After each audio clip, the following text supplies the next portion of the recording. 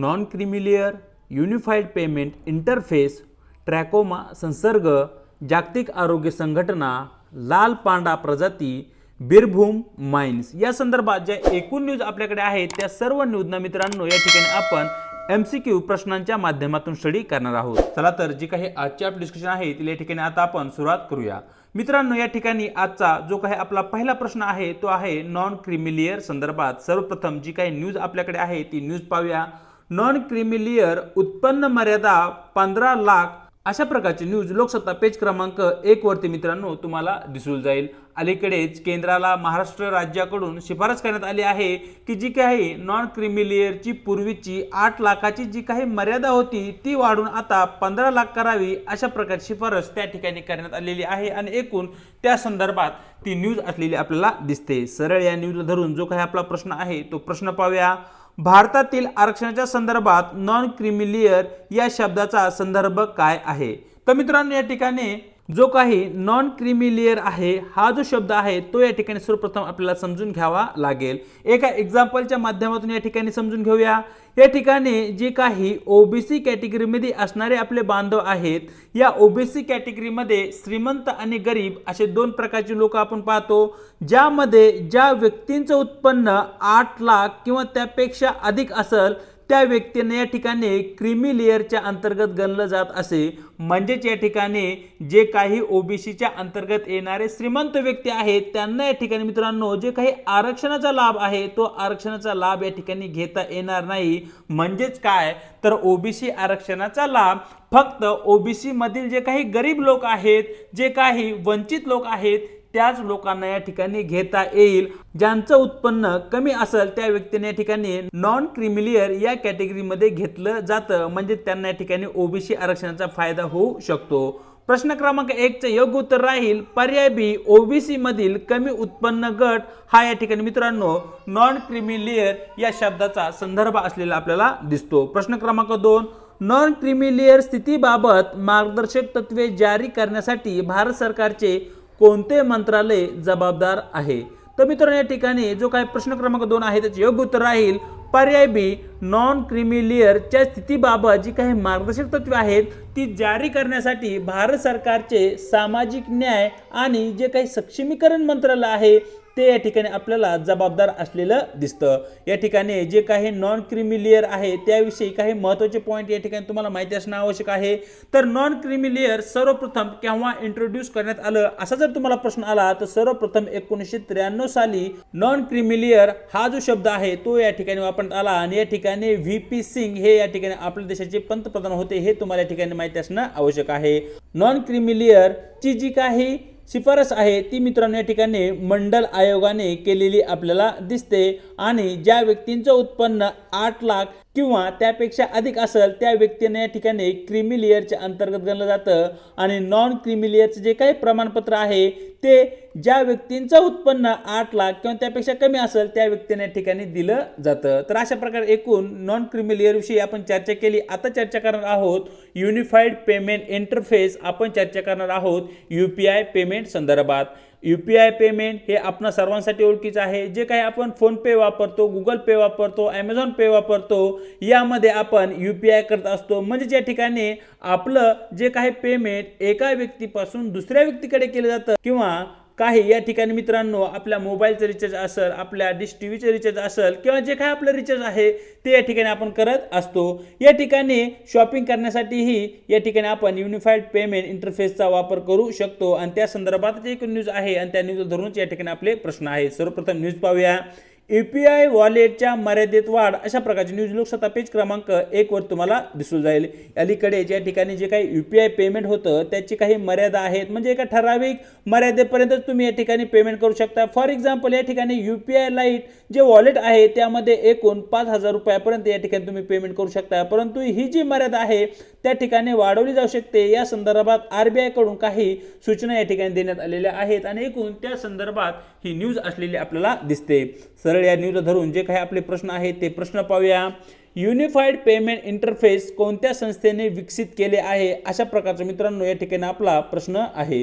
तर मित्रांनो तुम्हाला माहिती असलं पाहिजे की आपल्या देशामधील UPI ज्याला की या ठिकाणी आपण युनिफाईड पेमेंट इंटरफेस म्हणतो, याचा विकास national payment corporation of India कडून करण्यात आलेला आहे. प्रश्न क्रमांक 3 योग्य उत्तर राहील पर्याय बी. पाहूया प्रश्न क्रमांक 4. खालीलपैकी कशासाठी UPI वापरले जाऊ शकत नाही, अशा प्रकारचा मित्रांनो या ठिकाणी आपला प्रश्न आहे. तर मित्रांनो या ठिकाणी पीअर टू पीअर मनी ट्रान्सफरमध्ये आपण UPI पेमेंटचा वापर करू शकतो. त्याचबरोबर बिल पेमेंट असेल किंवा जी काही ऑनलाईन खरेदी आपण करतो त्यामध्ये या ठिकाणी आपण UPI पेमेंट वापरू शकतो. परंतु ATM मधून पैसे काढण्यासाठी या ठिकाणी आपण UPIचा वापर करू शकत नाही. म्हणजेच प्रश्न क्रमांक 4चं योग्य उत्तर राहणार आहे पर्याय सी. तर मित्रांनो पुढचा एक प्रश्न तुमच्यासाठी आहे की UPI पेमेंट इंटरफेस ही जी प्रणाली आहे ती केव्हा सुरू झाली, तर याचं या ठिकाणी आपलं योग्य उत्तर राहील मित्रांनो 11 एप्रिल 2016 साली या ठिकाणी मित्रांनो UPI पेमेंट इंटरफेस सुरू झालेला आपल्याला दिसतं. पाहूया प्रश्न क्रमांक 5 जो की मित्रांनो या ठिकाणी ट्रॅकोमा संसर्गा संदर्भात आहे. सरळ या ठिकाणी जो काय आपला प्रश्न आहे तो प्रश्न पाहूया. खालील विधाने विचारात घ्या, ज्यामध्ये विधान क्रमांक 1 ट्रॅकोमा हा एक विषाणूजन्य संसर्ग आहे जो फुफ्फुसावर परिणाम करतो. नंबर 2 भारताने ट्रॅकोमा यशस्वीरित्या काढून टाकला आहे. वरीलपैकी कोणती विधानं बरोबर आहेत, अशा प्रकारे मित्रांनो या ठिकाणी आपला प्रश्न आहे. तर मित्रांनो या ठिकाणी जी काही विधान आहेत त्या विधानांची या ठिकाणी चर्चा करूया. तर मित्रांनो ट्रॅकोमा हा एक विषाणूजन्य संसर्ग आहे, हे या ठिकाणी अगदी बरोबर आहे. आणि जो काही विषाणूजन्य संसर्ग आहे तो प्रामुख्याने मित्रांनो जे काही आपले डोळे आहेत डोळ्यावर परिणाम करताना आपल्याला दिसतो, तो या ठिकाणी आपल्या फुफ्फुसावर परिणाम करत नाही. म्हणजे या ठिकाणी विधान क्रमांक 1 आपलं चुकीचं राहील. आणि भारताने ट्रॅकोमा यशस्वीरित्या या ठिकाणी इलिमिनेट केला आहे किंवा आपल्या देशामधून तो हद्दपार केला आहे, हे या ठिकाणी अगदी बरोबर आहे. परिणामी विधान क्रमांक 2 बरोबर. म्हणजेच या ठिकाणी प्रश्न क्रमांक 5चं योग्य उत्तर राहील पर्याय बी. केवळ विधान क्रमांक 2 बरोबर. पाहूया प्रश्न क्रमांक 6 जो की मित्रांनो या ठिकाणी जागतिक आरोग्य संघटने संदर्भात आहे. सरळ जो काही प्रश्न आहे तो प्रश्न पाहूया. जागतिक आरोग्य संघटनेच्या संदर्भात खालील विधाने विचारात घ्या, ज्यामध्ये विधान क्रमांक 1 जागतिक स्तरावर सर्व रोगांचे उच्चाटन करणे हे वर्ल्ड हेल्थ ऑर्गनायझेशनचे प्राथमिक उद्दिष्ट आहे. नंबर 2 मुख्यालय जिनेवा स्वित्झर्लंड येथे आहे. नंबर 3 आग्नेय आशिया प्रदेशातून भारत हा वर्ल्ड हेल्थ ऑर्गनायझेशनसाठी सर्वात मोठा आर्थिक योगदानकर्ता देश आहे. वरील विधानापैकी एकूण किती विधानं बरोबर आहेत ते मित्रांनो या ठिकाणी तुम्हाला सांगायचं आहे. तर मित्रांनो या ठिकाणी जी काही चर्चा आहे ती चर्चा करूया. जागतिक आरोग्य संघटना ही जागतिक स्तरावर ज्या काही आरोग्याच्या समस्या आहे त्या संदर्भात मार्गदर्शक सूचना या ठिकाणी जारी करत असते. आणि काही जे काही गरीब देश आहेत त्यांना ठिकाणी आर्थिक आणि जी काही औषधाच्या स्वरूपात असणारी भौतिक मदत आहे ती भौतिक मदत ही त्या ठिकाणी करत असते. मित्रांनो या ठिकाणी जी काही जागतिक आरोग्य संघटना आहे तिचं प्राथमिक उद्दिष्ट म्हणजे जागतिक स्तरावरील जे काही नागरिक आहेत त्यांच्या आरोग्याचा जो काही स्तर आहे तो उंचावणे. म्हणजे या ठिकाणी लोकांचं आरोग्य कशा प्रकारे निरोगी राहील यावर भर देणे हे प्राथमिक उद्दिष्ट मित्रांनो या ठिकाणी आपल्याला वर्ल्ड हेल्थ ऑर्गनायझेशनचं असलेलं दिसतं. म्हणजे विधान क्रमांक 1 या ठिकाणी आपलं चुकीचं राहील. वर्ल्ड हेल्थ ऑर्गनायझेशनचे जे काही मुख्यालय आहे ते जिनिव्हा स्वित्झर्लंड या ठिकाणी आहे. आणि आग्नेय आशियातून भारत हा सर्वात मोठा देणगीदार आहे वर्ल्ड हेल्थ ऑर्गनायझेशनसाठी. म्हणजेच मित्रांनो विधान क्रमांक 2 आणि विधान क्रमांक 3 आपलं बरोबर आहे. परिणामी प्रश्न क्रमांक 6चं योग्य उत्तर राहणार आहे पर्याय बी. वरील 3 विधानांपैकी केवळ 2च विधानं मित्रांनो या ठिकाणी आपली बरोबर आहेत. पाहूया प्रश्न क्रमांक 7 जो की मित्रांनो या ठिकाणी लाल पांडा या प्रजाती संदर्भात आहे. सरळ जो काही प्रश्न आहे तो प्रश्न पाहूया. खालील विधाने विचारात घ्या, ज्यामध्ये विधान क्रमांक 1 लाल पांडा हिमालयाच्या पर्वतीय जंगलात आढळतात. नंबर 2 लाल पांडा हे निशाचर प्राणी आहेत.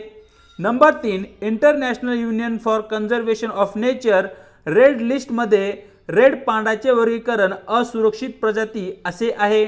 नंबर 4 पद्मजा नायडू हिमालय प्राणी संग्रहालय, ज्याला त्या ठिकाणी आपण दार्जिलिंग प्राणी संग्रहालय, हे भारतातील एकमेव प्राणी संग्रहालय आहे जिथे लाल पांडा आढळतो. वरील विधानापैकी एकूण किती विधान बरोबर आहेत अशा प्रकारचे मित्रांनो या ठिकाणी आपल्याला प्रश्न विचारण्यात आलेला आहे। तर मित्रांनो या ठिकाणी जो काही लाल पांडा आहे त्याच्याविषयी या ठिकाणी आपण चर्चा करूया। तर मित्रांनो या ठिकाणी जो काही लाल पांडा प्रजाती आहे ती प्रामुख्याने आपल्याला हिमालयाचे जे काही जंगली भाग आहे किंवा जंगलाचा भाग आहे त्या भागामध्ये आढळते।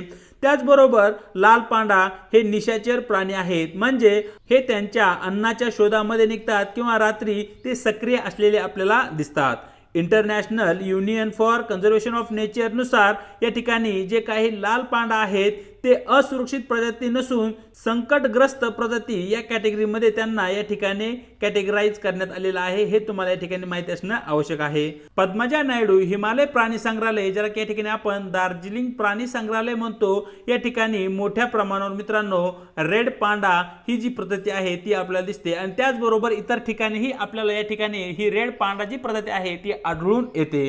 म्हणजेच मित्रांनो जे काही विधान क्रमांक 1 आहे ते अगदी बरोबर राहील, विधान क्रमांक 2 बरोबर, परंतु आपल्या या ठिकाणी विधान क्रमांक 3 आणि विधान क्रमांक 4 चुकीचं असल्या कारणाने आपले योग्य उत्तर राहणार आहे पर्याय ए। वरील 4 विधानापैकी केवळ आपली 2च विधान मित्रांनो या ठिकाणी बरोबर आहेत। पाहूया आजचा आपला शेवटचा प्रश्न, जो की मित्रांनो या ठिकाणी बीरभूम माइन संदर्भात आहे। सरळ या ठिकाणी जो काय प्रश्न आहे तो प्रश्न पाहूया। Birbhum district West Bengal is primarily known for the extraction of which of the minerals। या ठिकाणी सरळ प्रश्नामध्ये तुम्हाला विचारण्यात आला आहे की बीरभूम डिस्ट्रिक्ट मध्ये जे काही मायनिंग होते ती प्रामुख्याने कोणत्या खनिज तत्वाची होते। तर मित्रांनो या ठिकाणी बीरभूम मध्ये मोठ्या प्रमाणावर आपल्याला कोळशाच्या खाणी आढळतात आणि या ठिकाणी अनेक कोळशाच्या खाणी आहेत ज्या ठिकाणी कोळशाची मायनिंग केली जाते। प्रश्न क्रमांक 8 योग्य उत्तर राहील पर्याय सी। तर अशा प्रकारे मित्रांनो दिनांक 10 ऑक्टोबरचं जे काही आपलं वृत्तपत्र डिस्कशन आहे ते या ठिकाणी आपण पूर्ण केलं आहे। व्हिडिओ आवडला तर व्हिडिओला लाईक करा, आपल्या मित्रांसोबत शेअर करा आणि आपल्या लेक्चर सिरीज विषयी तुम्हाला काय वाटतं हे कमेंट बॉक्समध्ये नक्की कळवा। चॅनलवरती जर नवीन असाल तर चॅनलला अवश्य एकदा सबस्क्राईब करून घ्या आणि त्याचबरोबर व्हिडिओच्या डिस्क्रिप्शन बॉक्समध्ये देण्यात आलेली आपल्या टेलिग्राम चॅनलची जी काही लिंक आहे त्या ठिकाणी तुम्हाला आपल्या टेलिग्राम चॅनल सुद्धा जॉईन करायचे आहे, ज्याच्या माध्यमातून आपल्या प्रत्येक व्हिडिओच्या लिंक्स त्याचबरोबर स्पर्धा परीक्षा संदर्भात महत्त्वपूर्ण अपडेट आणि आपल्या डिस्कशनची जी काही PDF आहे ती लवकरच त्या ठिकाणी अपलोड झालेली तुम्हाला दिसेल। आज इथे थांबत आहोत, भेटूया एका नवीन व्हिडिओ सोबत।